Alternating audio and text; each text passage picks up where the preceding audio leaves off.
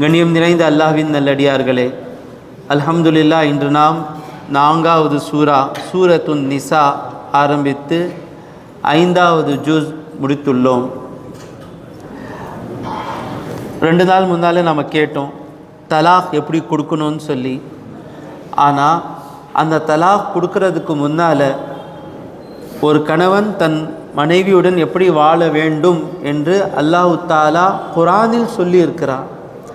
அப்போ கல்யாணத்துக்கு முன்னால் அந்த வசனங்கள் எல்லாமே கேட்டதற்கு பிறகு தான் திருமணம் முடித்தால் இந்த பிரச்சனைகள் எல்லாமே வராது.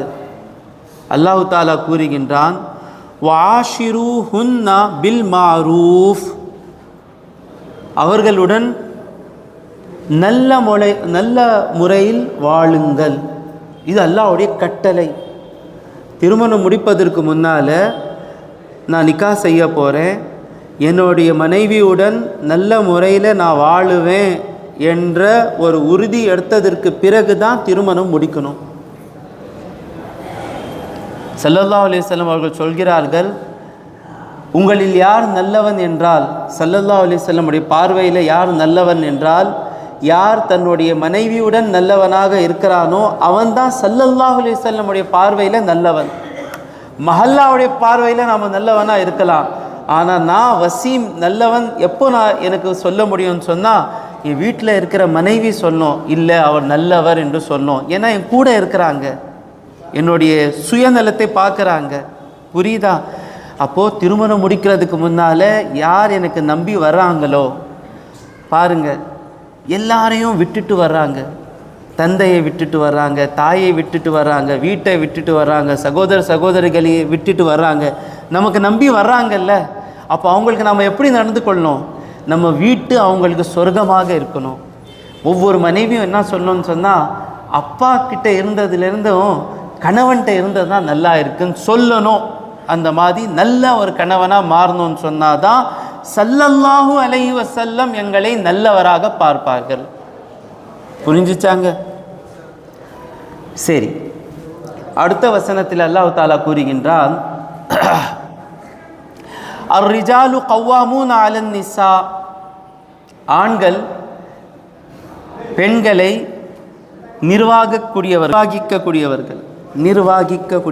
இது ஒரு பார்ட்னர்ஷிப்புங்க. இது 2 பேரும் சேர்ந்து ஒரு வாழ்க்கையில் நம்ம சேர்ந்து வாழலாம்னு சொல்லி சேர்றாங்க.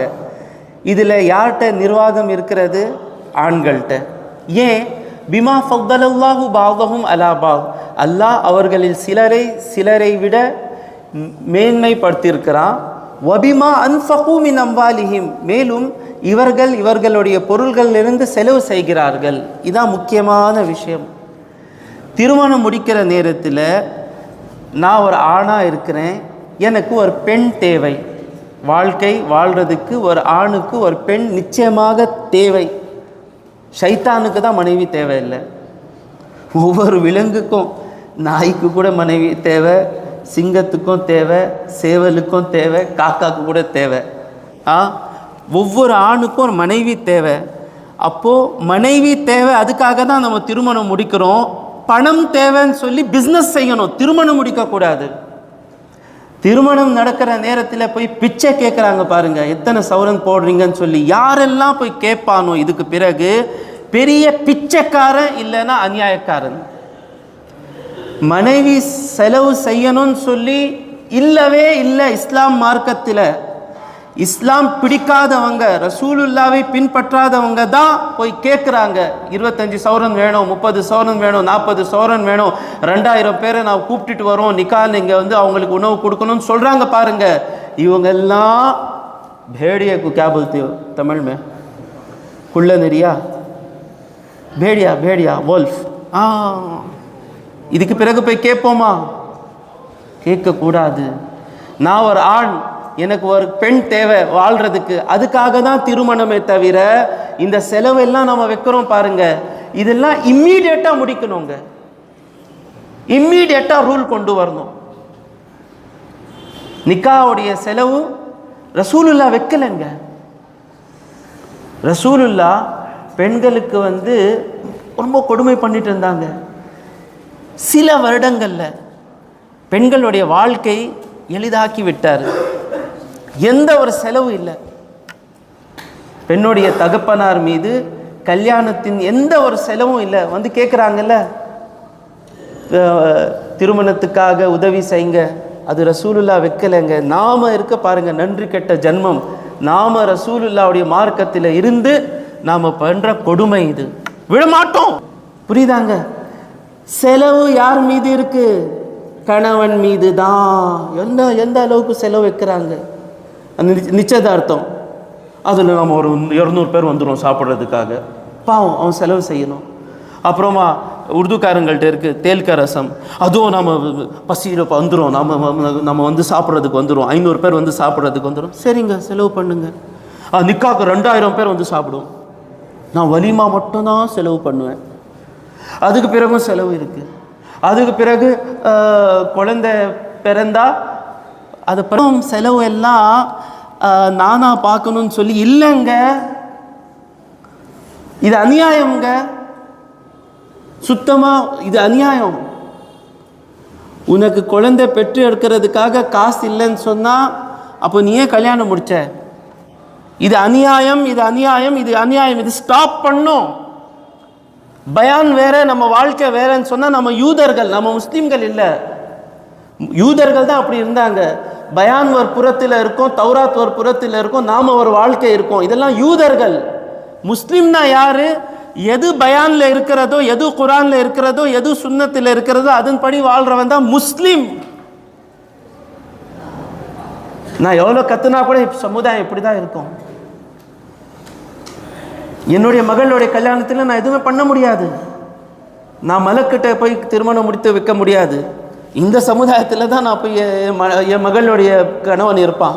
ஆனால் என்னுடைய மகன் இருக்கான் பாருங்க, இன்ஷா அல்லாஹ், இன்ஷா அல்லாஹ் என் மகன் கல்யாணத்தில் இன்ஷா அல்லாஹ் அந்த நிச்சயதார்த்தனுடைய செலவும் நீங்கள் செய்யக்கூடாது, அந்த தேல்கரசமுடைய செலவும் நீங்கள் செய்யக்கூடாது, அந்த நிக்காவுடைய செலவும் நீங்கள் செய்யக்கூடாது. என்கிட்ட காசு இருந்தால் நான் பண்ணிக்கிறேன், இல்லைன்னா வேணாம், வலிமா நான் பண்ணுறேன் இன்ஷா அல்லாஹ். இதுக்கு பேர் தான் சிங்கம். இது இல்லைன்னா அசிங்கம். சொல்லுவேன், விட மாட்டாங்க. ஏன்னா பள்ளிவாசல்ல தான் மார்க்கம், பள்ளிவாசல்ல தான் மார்க்கம். அப்புறமா போயிடுச்சின்னு சொன்னால் நாம் வந்து அந்த அநியாயம் பண்ணிகிட்டே இருப்போம். என்ன ஆயிடுச்சு? இப்போது பெண்கள் எல்லாம் கல்யாணம் வேணாம்னு சொல்கிறாங்க, வேண்டாம் கல்யாணம் சொல்கிறாங்க. நம்முடைய மகன்களுடைய கல்யாணத்தில் இந்த மாதிரி பண்ணலாமா? வாலிப பையன் சொல்லிட்டாரு, எந்த ஒரு செலவு கொடுக்கக்கூடாது, மஹர் கொடுத்து திருமணம் முடிக்கணும். புரிஞ்சிச்சா? அப்போது எதுக்கு இந்த 2 பேர் பார்ட்னராக இருக்கிறாங்க? இதில் அதிகாரம் ஏன் கணவன்கிட்ட இருக்குன்னு சொன்னால் கணவன் செலவு செய்யறான். ஆனால் நாம் உல்ட்டா பண்ணிட்டோம். இவன் பிச்சை வாங்கின கணவனுக்கு போய் எங்கே மரியாதை கிடைக்க போகுது? இவன் பிச்சை வாங்கிட்டானே, பிச்சை சாப்பிட்டுட்டானே, இவனுக்கு எப்படி தான் நான் பேசுவேன், யூடியூப்பில் ரெக்கார்ட் ஆகட்டும். பிச்சை சாப்பிட்டவனுக்கு எங்கே மரியாதை கிடைக்கும்? கிடைக்காது. சரி, நல்ல கணவன் பிச்சை எல்லாம் வாங்கலை, செலவு செஞ்சுட்டு இருக்கான்.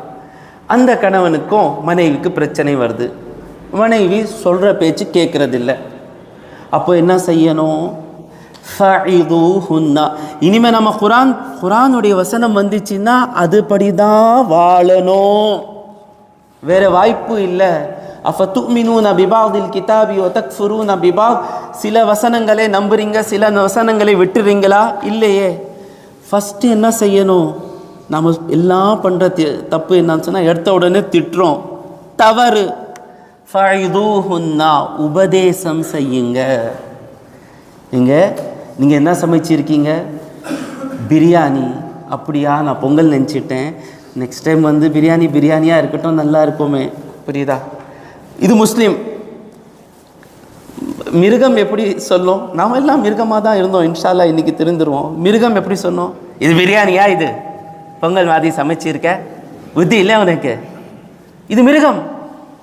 இனிமேல் முஸ்லீம் எப்படி சொல்லணும்? எப்படிங்க சொல்லணும்? அம்மா நீ பிரியாணி தான் சமைச்சிருக்க, கொஞ்சம் பொங்கல் மாதிரி தெரியுதுமா, நெக்ஸ்ட் டைம்லேருந்து உபதேசம். ஃபஸ்ட்டு உபதேசம் செய்யணும். இதான் குர்ஆனுடைய கட்டளை. இப்படி நடந்தால் தலாக் நடக்காது. அப்படியும் பொங்கல் தான் வந்துட்டு இருக்கு. உதாரணம், நான் சின்ன உதாரணம் வைக்கிறேன். பொங்கலுக்கு பிரியாணிக்கெல்லாம் சண்டே ஆகாது. அப்போது வஹ்ஜுரூஹுன்ன ஃபில் மதாஜிஇ, படுக்கையில் அவங்களுக்கு விலகி வைங்க. தூரமாக போங்க, நான் உங்க கூட படுக்க மாட்டேன், வேறு ரூமில் நான் போய் படுத்துடுவேன். அப்போ கூட திருந்தலையா, வதுரிபூஹுன், அடிங்க அடிங்க. அடிக்கணும்னு சொன்னால் ஸல்லல்லாஹு அலைஹி வஸல்லம் தான் தஃப்சீர் கேட்கணும். இஷ்டப்படி சில பேர் சொல்கிறாங்க, நான் தஃப்சீர் என்ன டிக்ஷனரியில் பார்த்துடுறேன். அப்போ குரானில் வதுரிபூஹுன்னு சொன்ன உடனே என்ன பண்ணுவான்னு சொன்னால் செங்கல் எடுத்து தலையில் போட்டுருவான். அதுக்காக தான் இவங்க நானே டிரான்ஸ்லேஷன் பண்ணிக்கிறேன். ஆலிம்களுடைய பேச்சை நான் கேட்க மாட்டேன். தஃப்சீர் எல்லாம் தேவையில்லை. யார் நெஞ்சின் மீது குரான் இறங்குனது ரசூலுல்லா, அவருக்கு தான் தெரியும் எல்லா அர்த்தம் என்ன. வதுரிபூஹுன்னா ஸல்லல்லாஹு அலைஹி வஸல்லம் என்ன சொல்கிறாரு, இப்படி அடித்தா போதும். கொஞ்சம் தெரியணும் நான் கோபமாக இருக்கேன்னு சொல்லி. யாரெல்லாம் கன்னத்தின் மீது எல்லாம் அடிச்சிருக்கோமோ இன்றைக்கே போய் மன்னிப்பு கேளுங்க. மன்னிப்பு கேட்டால் தலையில் ஏறிடுவாங்கல்ல, மன்னிப்பு கேட்கலன்னா நரகத்துக்கு போயிடுவோம். அவங்க ஏதோ நம்ம அடிமையா, மனைவி அடிமை இல்லை.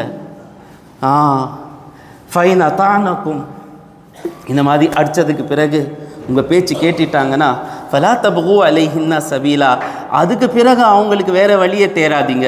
குத்திக்கிட்டே இருப்பார். அன்றைக்கி நீ இப்படி பண்ணிட்டேல்ல, சரிங்க தப்பு ஒத்துக்கிட்டேங்க, அன்றைக்கி நீ பொங்கல் சமைச்சிட்டல, ஏன் நான் தப்பு ஒத்துக்கிட்டேன், பொங்கல் சமைச்சிட்டேன். சில பேர் குத்திக்கிட்டே இருக்கிற பழக்கம் இருக்கும். இந்த காக்கா குத்துற மாதிரி குத்திட்டே இருப்பாங்க, கரெக்டாக குத்துவாங்க. மற்றவங்களுடைய தன்னுடைய தவறு சுத்தமாக கண்ணுக்கு தெரியாது, மற்றவங்களுடைய தவறு மட்டும்தான் தெரியும். தன்னுடைய ஜுப்பா அழுக்காவாக இருக்கும், மற்றவனுடைய ஜுப்பாவில் சின்ன ஒரு இது இருந்தால், இன்னும் ஜுப்பா கரெக்டாக தைக்க தெரியாதா, அது கரெக்டாக வாங்க தெரியாதா, பசங்களை வளர்க்க தெரியாதா, அம்மாவை மதிக்க தெரியாதா, அம்மாவா நீ எப்படி இருக்கிற, புரியுதாங்க? சரி, 3 விஷயங்கள் பண்ணதுக்கு பிறகும் சேர்ந்து வாழ முடியல. வைன் ஹிஃப்தும் ஷிகாக பைனிஹிமா, அவ்விருவர்கள் சேர்ந்து வாழ மாட்டாங்க, பிரிஞ்சிருவாங்க என்ற அச்சம் இருந்தால் என்ன செய்யணும்? ஃபபாசு ஹகமம் மின் அஹ்லிஹி, ஆண் புறத்திலிருந்து ஒரு நீதியுள்ளவரை அனுப்புங்க. வஹகமம் மின் அஹ்லிஹா, பெண் புறத்திலிருந்து ஒரு நீதியுள்ளவரை அனுப்புங்க. நல்லவனை அனுப்பணும், ஃபசாத் செய்கிறவனை அனுப்பக்கூடாது. ஃபசாது செய்கிறவன் தான் அந்த குடும்பத்தில் தலைவராக இருப்பான். என்ன குடும்பத்தில் யார் தலைவராக இருப்பான்? ஃபசாத் பண்ணுறவன் தான். அவர் தாங்க அந்த கம்யூனிட்டிக்கே அவர் தாங்க தலைவர். இல்லைங்க, அவர் ஃபசாதுங்க, உண்மையாக தலைவர் ஓரமாக உட்காந்துட்டு இருக்காரு. நீதியாக பேசக்கூடிய 2 பேர் உட்காந்து பேசணும். இது பெரிய நல்ல ஸ்டெப். இது அவங்க 2 பேர் பேசின உடனே யார்கிட்ட என்ன தவறு இருக்குது தெரிஞ்சிடும். ஏம்மா என்னம்மா பிரச்சனை உனக்கு? எதுவுமே இல்லை. ஏன் நீ பொங்கல் சமைக்கிற? நீ உனக்கு போய் அம்மாட்ட போய் கரெக்டாக பிரியாணி சமைக்கிறது கற்றுக்கு. உனக்கு என்னப்பா ப்ராப்ளமு? உனக்கு ஏன் எல்லாம் சாப்பாடு பொங்கல் மாதிரி தெரியுது அப்படின்னு சொல்லி 2 பெரியவங்க பேசினாங்கன்னா புரிஞ்சிடும். அப்படி 2 பேர் பேசாமல் பேசுனதுக்கு பிறகும் சேர முடியாது சொல்லி வந்துச்சின்னு சொன்னால் அப்போ தான் தலாக்கு போகணும். புரியுதா? ஃபஸ்ட்டு ஸ்டெப் என்ன? பணத்துக்காக திருமணம் முடிக்கக்கூடாது, மனைவிக்காக திருமணம் முடிக்கணும். திருமணம் முடிக்கிறதுக்கு முன்னாலேயே எனக்கு தோதுவான மனைவி எனக்கு வேணும், தீன் உள்ளவராம் வேணும். தீனை பார்த்தோன்னு சொன்னால் தீனுக்காக பயப்படுறவங்க கிடைச்சிருவாங்க. பணத்துக்காக அழகுக்காக நம்ம போகணுன்னு சொன்னால் மார்க்கத்தை மதிக்கிறவங்க கிடைக்க மாட்டாங்க. புரிஞ்சிச்சாங்க? அப்புறமா நான் என் மனைவியுடன் நல்ல முறையில் வாழ்வேன். வாழ்ந்தால் பேய் கூட கல்யாணம் ஆனால் கூட பேயும் திருந்துரும் இன்ஷா அல்லாஹ். நல்லபடியாக வாழ்னா என்ன ஆகும்? அல்ஹம்துலில்லாஹ், அவங்களும் நல்லவனாக மாறிடுவாங்க. இப்போ இதில் கேட்பாங்க, அது பெண்களுக்கு நீங்கள் சொல்லவே இல்லையே. அது என்னுடைய டாப்பிக்கே இல்லை. பெண்களுக்கு இன்ஷா அல்லாஹ் அப்புறமா டாபிக் பேசலாம். இப்போ முதல்ல ஆண்கள் ஒரு புறத்துலேருந்து சரியாகட்டும், அப்புறமா பெண்களை பற்றி பேசலாம். புரிஞ்சிச்சா? அதுக்கு பிறகு அவங்க தவறு செஞ்சாங்கன்னா ஃபஸ்ட்டு என்ன செய்யணும்? உபதேசம் செய்யணும். 2வது படுக்கையில் விலகி வைக்கணும். 3வது மொல்லமாக அடிக்கணும். 4வது 2 புறத்திலிருந்து 2 போய் பேசணும். அதுக்கு பிறகு தான் தலாக் கொடுக்கணும். எத்தனை தலாக் கொடுக்கணும்? மாதவிடாய் காலத்துக்கு பிறகு குளித்ததற்கு சுத்தமான உடனே ஒரு தலாக் கொடுத்ததுக்கு பிறகு 3 மாதவிடாய் காலங்கள் முடிஞ்சிச்சின்னு சொன்னால் இந்த 3 மாதவிடாய் காலங்களில் தலாகை மீட்டுறதுக்கு வாய்ப்பு இருக்குது. மீட்டிக்கிட்டார் சொன்னால் அவட்ட 2 தலாக் இருக்கும், சேர்ந்து வாழலாம். அப்படி மீட்டலைன்னு சொன்னால் பிரிஞ்சிருவாங்க. அந்த தலாக்கு பேர் என்ன? தலாக் பாயின் ஹஃபீஃப், லேசான பிரிஞ்சிட்டாங்க. இப்போ அந்த பெண் பிரிஞ்சிட்டாங்க. இந்த பெண் யார்கிட்ட வேணாலும் திருமணம் முடிச்சுக்கலாம். ஆனால் இந்த நபர் போய் நான் பின்ன உன்ட்ட கல்யாணம் முடிச்சுக்கிறேன்னு சொன்னால் இவங்க ஹலாலா தேவை இல்லை. மறுபடி மஹரை வச்சு 2 சாட்சிகளை கொண்டு திருமணம் முடிச்சுக்கலாம். மீதி 2 தலாக் தான் இவர்கிட்ட இருக்கும். புரிஞ்சிச்சா? இவர் 3 தலாக்கும் கொடுத்துட்டார் சொன்னாதான் ஹலாலா வரும். ஹலாலா ஹலாலானா என்னன்னு தெரியுமாங்க? சில பேருக்கு புரியல. 3 தலாக் கொடுத்து பிரிஞ்சிட்டாங்கன்னா இனிமே இந்த கணவனும் இந்த மனைவியும் திருமணம் முடிக்கக்கூடாது. ஒரு வாய்ப்பு என்ன? இந்த பெண் இன்னொரு ஆணுடன் திருமணம் முடித்து அவர் இஷ்டப்பட்டு தலாக் விட்டார் தான் மீண்டும் வாய்ப்பு இருக்குது. இது சலுகை இல்லை. நீங்கள் 2 பேர் மீண்டும் சேராதீங்கன்னு சொல்கிறதுக்கு ஹலாலா இருக்குது. இது ஒரு சலுகையாக பார்த்தா தான் அசிங்கமாக தெரியுது இவங்களுக்கு. அது சலுகை இல்லை. அவ்வளோ ப்ரொசீஜர் நடந்ததுக்கு பிறகும் நீ 3 தலாக் கொடுத்துருக்க. ஒரு தலாக் கொடுத்துருக்கலாம் இல்லை, 3 தலாக் நீ எதுக்கு கொடுத்த? அப்போ என்ன தெரிஞ்சிச்சு? நீங்கள் 2 பேர் மீண்டும் சேர்ந்து வாழாதீங்க. வாழ்ந்தா பின்ன நீங்கள் எப்படி தான் சண்டை போடுவீங்க? அவ்வளோ ப்ரொசீஜர் நடந்துச்சு இல்லைம்மா. 2 பெரியவங்க உட்காந்து பேசினதுக்கு பிறகும் முடியாதுன்னு சொல்லி தானே தலாக் கொடுத்த. அப்போ நீ ஒரு தலாக் கொடுத்துருக்கலாம் இல்லை, நீ எதுக்கு 3 தலாக் கொடுத்த? அப்போ அவ்வளோ உனக்கு வெறுப்பு இருக்குது அந்த பெண்ணின் மீது. இனிமேல் நீங்கள் சேர்ந்து வாழாதீங்கன்னு சொல்கிறதுக்கு தான் ஹலாலா இருக்குது தவிர நீங்கள் சேர்ந்து வாழ்கிறதுக்கு வாய்ப்பு இல்லை ஹலாலா. புரிஞ்சிச்சா புரியலையா? புரிஞ்சிச்சா? இன்னொரு விஷயங்க, கவனமாக கேளுங்க.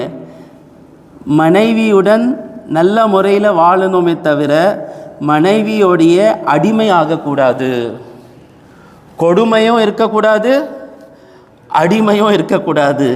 கொடுமை அடிமைக்கு நடுவில் நேர்மையாக இருக்கணும். புரிஞ்சிச்சா? கொடுமை அடிமை. அடிமைனா என்ன? மனைவிட்ட பர்மிஷன் கேட்டு தான் அப்பாவுக்கு போய் மருந்து வாங்குவார். இவங்க நான் அம்மாவுக்கு போய் 2000 ரூபாய் கொடுத்துட்டாங்க, என்ன 1000 ரூபாய் கொடுப்போம். ஏன்னா அடிமை ஆகிட்ட. அல்லாஹ் உனக்கு எஜமான் ஆக்கியிருக்கான், நீ எதுக்கு அடிமை ஆக்கிட்ட? புரியுதாங்க? மனைவி பர்மிஷன் கொடுத்தாதான் போய் சகோதரிகிட்ட பேசுகிறார். அஸ்தக்ஃபிருல்லா. ஆனால் பிறந்து ஏன் இந்த மாதிரி ஆயிட்டீங்க? மனைவி சொன்னால் நீங்கள் உங்கள் சகோதரிகிட்ட பேசக்கூடாது. சாப்பிட்டியாமா? என்ன சாப்பிட்ட? பிஸ்ஸா. நல்லா இருக்கா? ஏசி நல்லா தூங்குறியா? நல்லா தூங்குறேன். ட்ரெஸ் எல்லாம் நல்லா இருக்கா? இதான் உன்னுடைய உரிமை, உனக்கு கொடுத்துட்டேன். நான் என் சகோதரிட்ட பேசுவேன், சகோதரிகிட்ட பேசுகிறேன், நீ கேட்குறதுக்கு நீ ரைட்ஸே இல்லை. No rights. Be in your limits. I have provided you all that you require. So you don't interfere in my relation with blood relations. ஞாபகம் வச்சுக்கோங்க, நமக்கும் மனைவிக்கு மத்தியில் நம்ம சகோதரிகள் வரக்கூடாது. நமக்கும் நம்முடைய சகோதரிகளுக்கு மத்தியில் மனைவி வரக்கூடாது.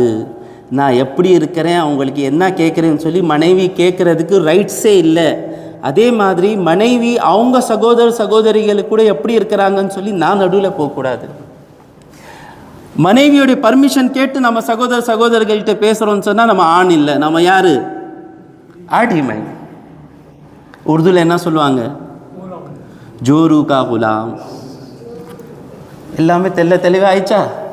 அல்லாஹ் காப்பாற்ற வேண்டும். ரிஸ்க் எடுத்து பேசுகிறோம், உண்மை எடுத்து வைக்கணும்னு சொல்லி. நமக்கு எது தோதுவாக இருக்குது அது மட்டும் எடுப்போம்னு சொல்லி இருக்கக்கூடாது. மார்க்கத்தில் எது இருக்கிறதோ அது நம்ம பேசுவோம். ஏதாவது நான் விட்டு இருந்தால் கேட்டுக்குங்க. இப்போவே எல்லாமே புரிஞ்சிச்சா? டைம் ஆயிடுச்சு. அது 10:30 மணி ஆயிடுச்சு. இன்னும் எவ்வளோ வருஷத்து அறுன்னு அறுத்துட்டு இருப்பீங்க. வஸல்லல்லாஹு தஆலா அலா கைரி ஹல்கிஹி சய்யிதினா முஹம்மதின் வ ஆலிஹி வ அஸ்ஹாபி அஜ்மாயின் வல்ஹம்துலில்லாஹி ரப்பில் ஆலமீன். ஸல்லல்லாஹு